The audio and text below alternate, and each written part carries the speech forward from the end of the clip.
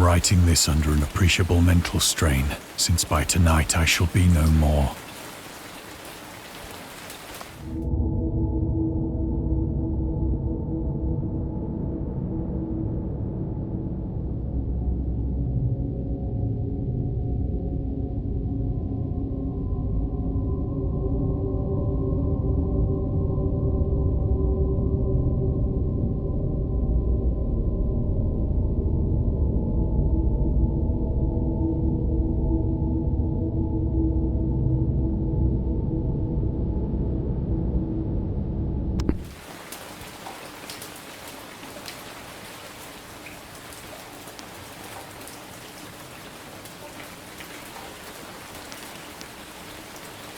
Penniless, and at the end of my supply of the drug which alone makes life endurable, I can bear the torture no longer, and shall cast myself from this garret window into the squalid street below.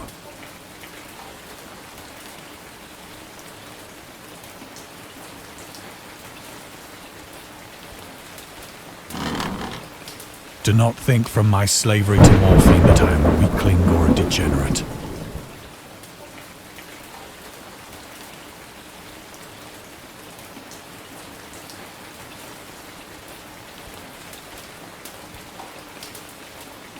When you have read these hastily scrawled pages, you may guess, though never fully realize, why it is that I must have forgetfulness or death.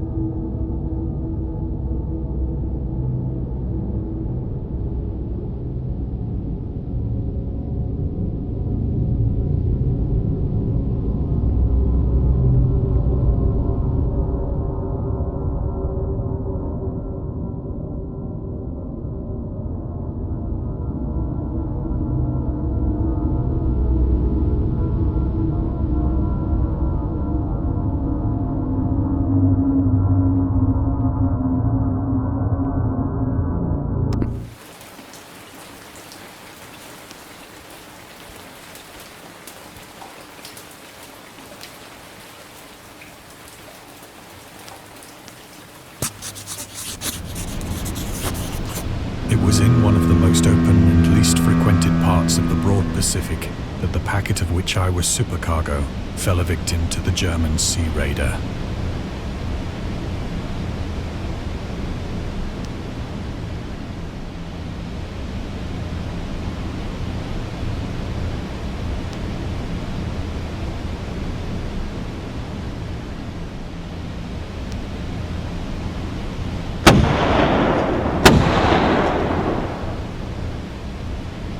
The Great War was then at its very beginning, and the ocean forces of the Hun had not completely sunk to their later degradation. So that our vessel was made a legitimate prize, whilst we of her crew were treated with all the fairness and consideration due us as naval prisoners.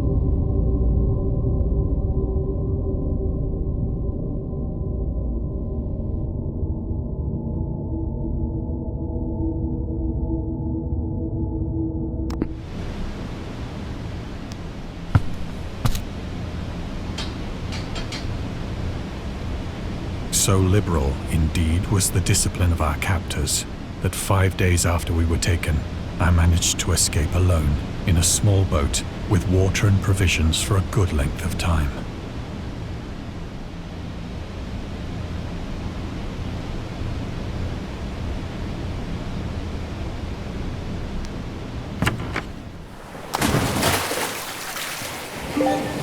When I finally found myself adrift and free, I had but little idea of my surroundings.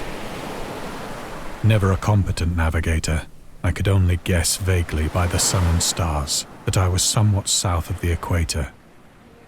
Of the longitude, I knew nothing, and no island or coastline was in sight.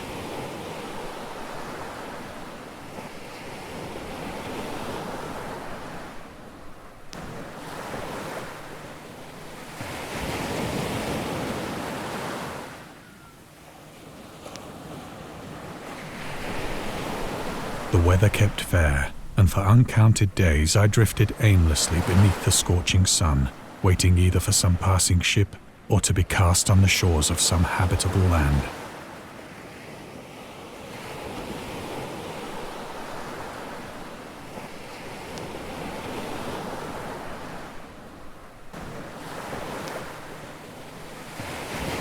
But neither ship nor land appeared, and I began to despair in my solitude upon the heaving vastness of unbroken blue.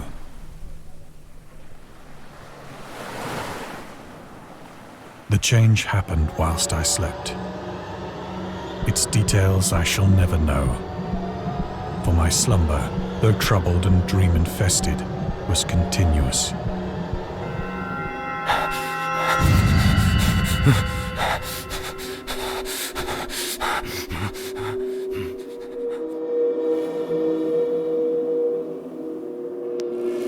When at last I awoke, it was to discover myself half sucked into a slimy expanse of hellish black mire, which extended about me in monotonous undulations as far as I could see, and in which my boat lay grounded some distance away. Though one might well imagine that my first sensation would be of wonder at so prodigious and unexpected a transformation of scenery, I was in reality more horrified than astonished. For there was in the air, and in the rotting soil, a sinister quality which chilled me to the very core. The region was putrid with the carcasses of decaying fish, and of other, less describable things which I saw protruding from the nasty mud of the unending plain. Perhaps I should not hope to convey in mere words the unutterable hideousness that can dwell in absolute silence and barren immensity. There was nothing within hearing, and nothing in sight save a vast reach of black slime. Yet the very completeness of the stillness and the homogeneity of the landscape oppressed me with a nauseating fear. The sun was blazing down from a sky which seemed to me almost black in its cloudless cruelty, as though reflecting the inky marsh beneath my feet.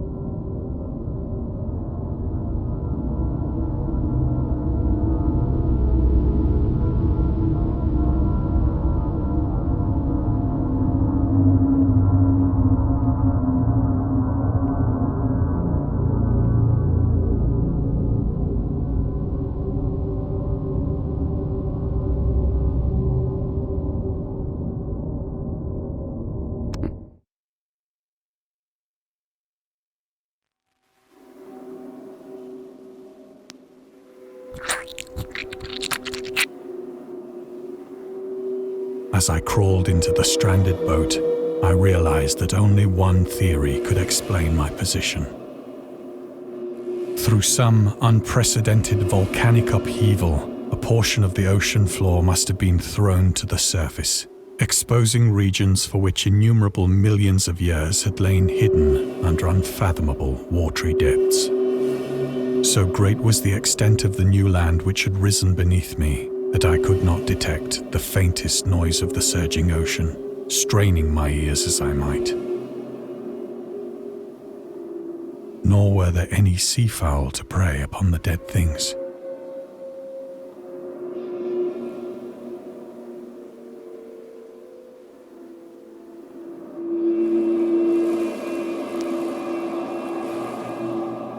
For several hours I sat thinking or brooding in the boat, which lay upon its side and afforded a slight shade as the sun moved across the heavens.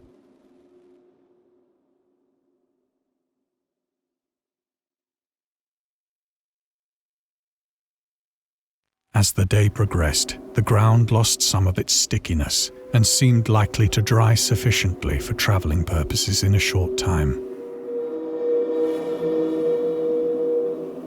That night I slept but little, and the next day I made for myself a pack containing food and water, preparatory to an overland journey in search of the vanished sea and possible rescue.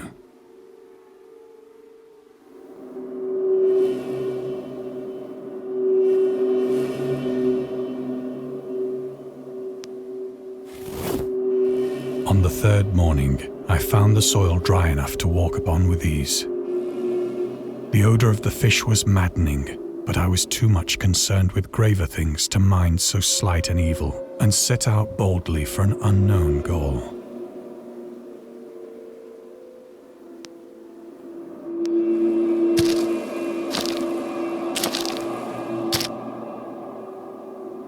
All day I forged steadily westward, guided by a faraway hummock which rose higher than any other elevation on the rolling desert.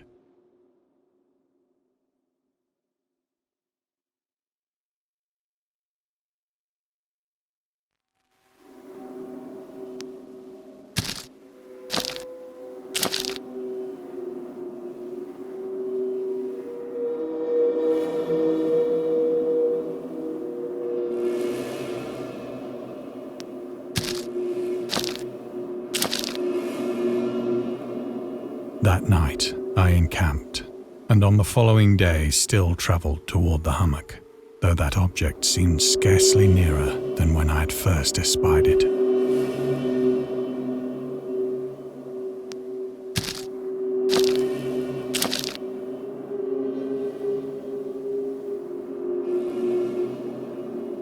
By the fourth evening, I attained the base of the mound, which turned out to be much higher than it had appeared from a distance.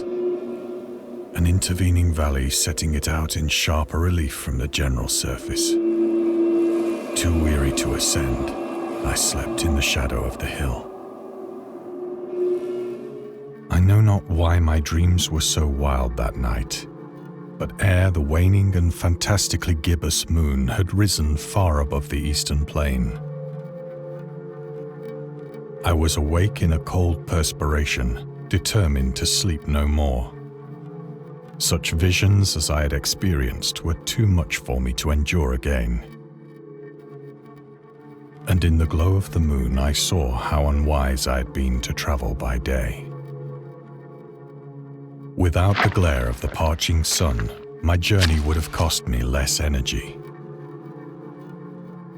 Indeed, I now felt quite able to perform the ascent which had deterred me at sunset. Picking up my pack, I started for the crest of the eminence.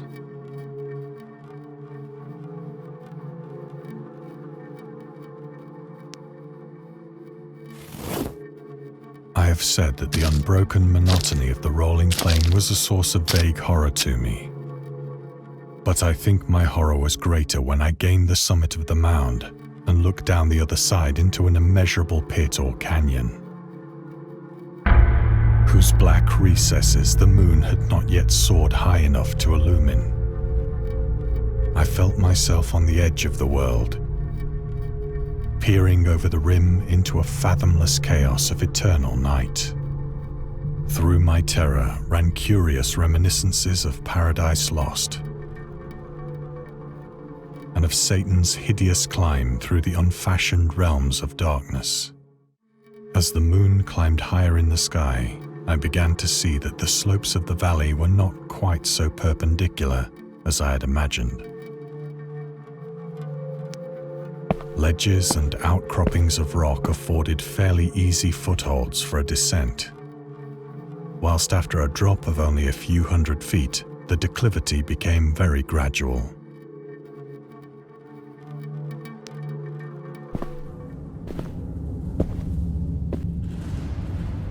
Urged on by an impulse which I cannot definitely analyze, I scrambled with difficulty down the rocks and stood on the gentler slope beneath, gazing into the Stygian deeps, where no light had yet penetrated. All at once, my attention was captured by a vast and singular object on the opposite slope, which rose steeply about 100 yards ahead of me. An object that gleamed whitely in the newly bestowed rays of the ascending moon.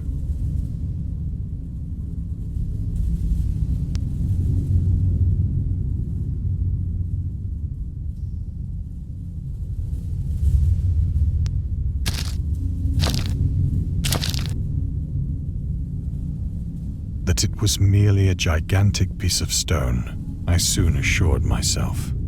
But I was conscious of a distinct impression that its contour and position were not altogether the work of nature. A closer scrutiny filled me with sensations I cannot express. For despite its enormous magnitude and its position in an abyss which had yawned at the bottom of the sea since the world was young, I perceived beyond a doubt that the strange object was a well-shaped monolith, whose massive bulk had known the workmanship and perhaps the worship of living and thinking creatures. Dazed and frightened, yet not without a certain thrill of the scientist's or archaeologist's delight, I examined my surroundings more closely.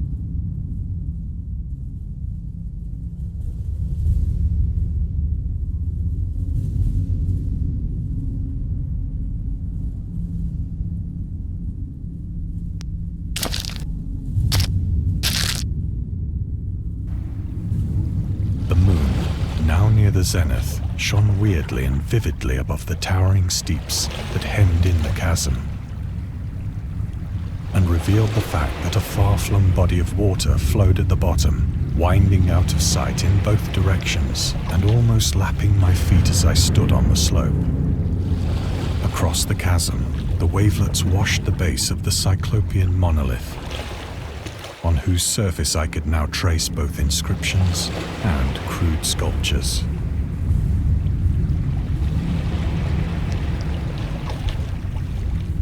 The writing was in a system of hieroglyphics unknown to me and unlike anything I'd ever seen in books, consisting for the most part of conventionalized aquatic symbols such as fishes, eels, octopi, crustaceans, mollusks, whales, and the like. Several characters obviously represented marine things which are unknown to the modern world, but whose decomposing forms I had observed on the ocean-risen plain. It was the pictorial carving, however, that did most to hold me spellbound.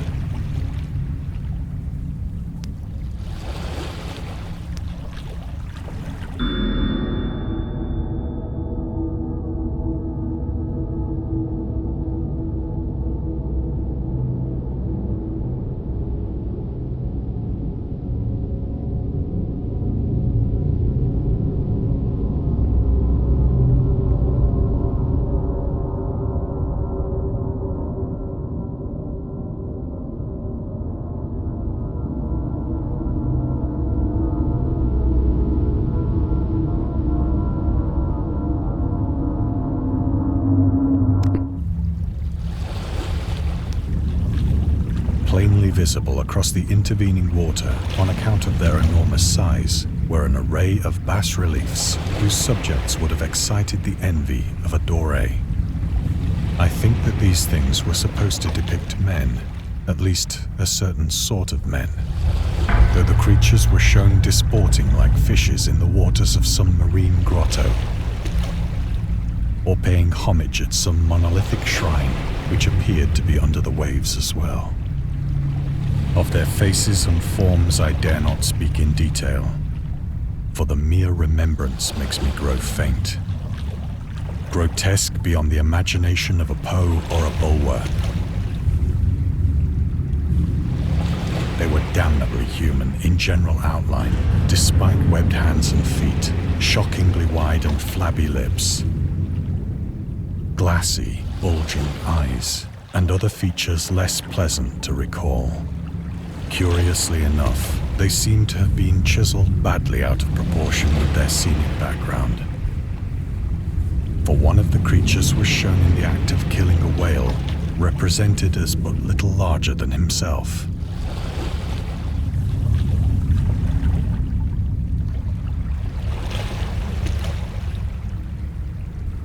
I remarked, as I say, their grotesqueness and strange size, but in a moment decided that they were merely the imaginary gods of some primitive fishing or seafaring tribe. Some tribe whose last descendant had perished eras before the first ancestor of the Piltdown or Neanderthal man was born.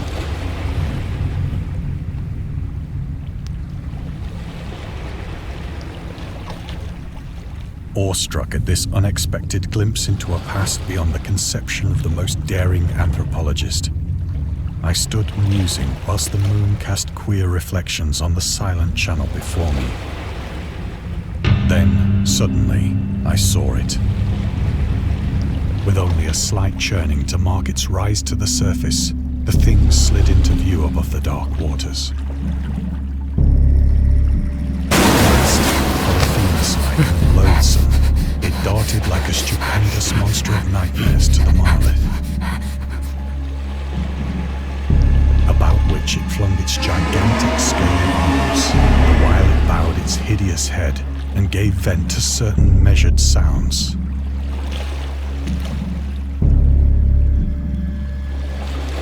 I think I went mad then. Of my frantic ascent of the slope and cliff, and of my delirious journey back to the stranded boat, I remember little.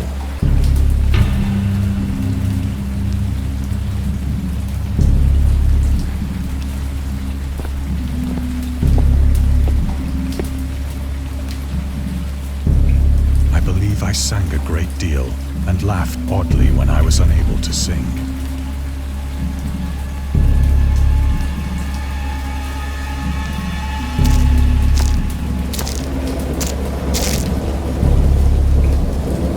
I have indistinct recollections of a great storm sometime after I reached the boat.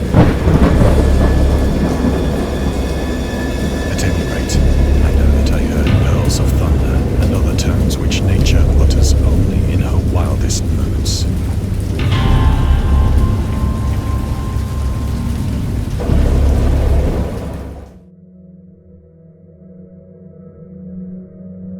When I came out of the shadows, I was in a San Francisco hospital. Brought thither by the captain of the American ship which had picked up my boat in mid-ocean. In my delirium, I had said much, but found that my words had been given scant attention. Of any land upheaval in the Pacific, my rescuers knew nothing. Nor did I deem it necessary to insist upon a thing which I knew they could not believe.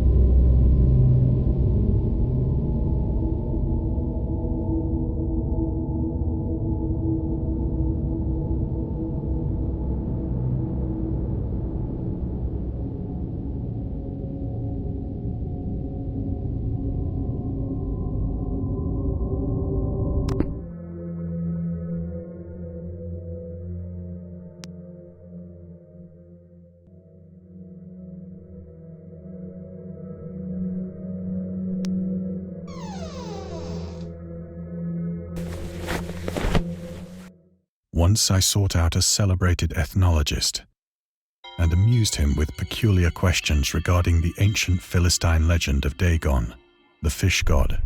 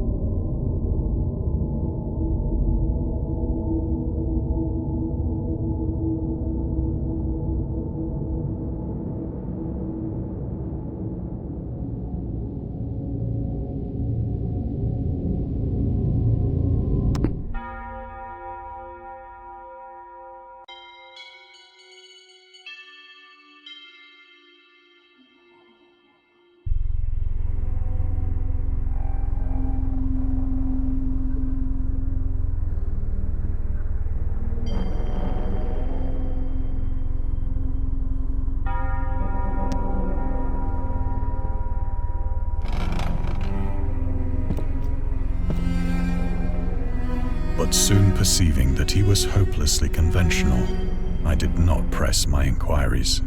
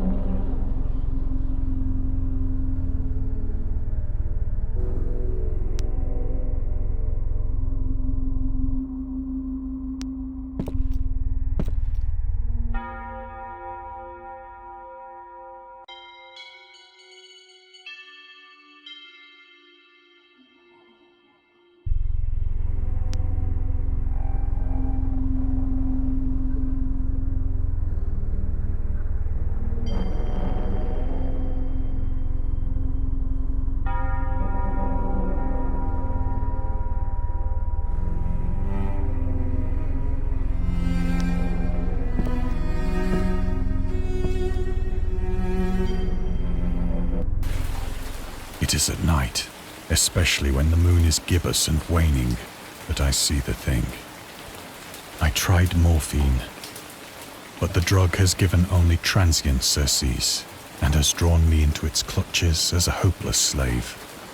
So now I am to end it all, having written a full account for the information or the contemptuous amusement of my fellow men.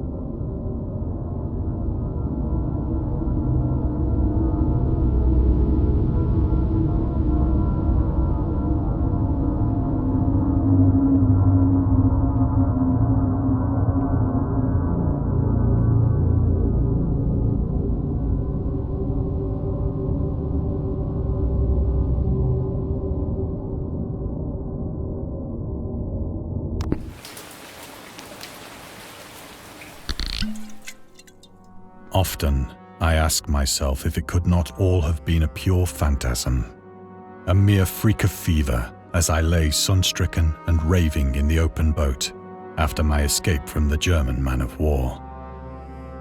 This I ask myself, but ever does there come before me a hideously vivid vision in reply.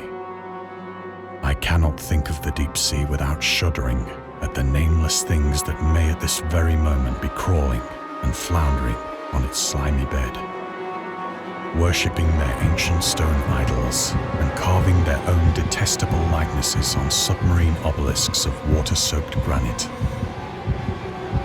I dream of a day when they may rise above the billows to drag down into their reeking talons the remnants of puny, war-exhausted mankind. Of a day when the land shall sink and the dark ocean shall ascend amidst universal pandemonium.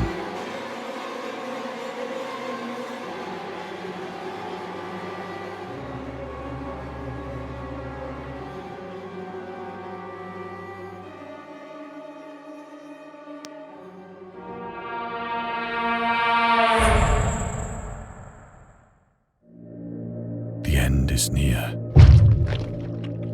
I hear a noise at the door, as of some immense slippery body lumbering against it.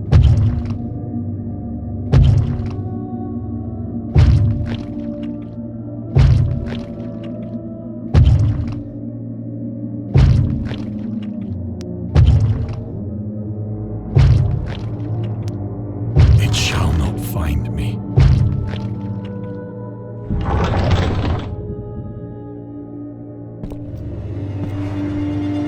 God, that hand!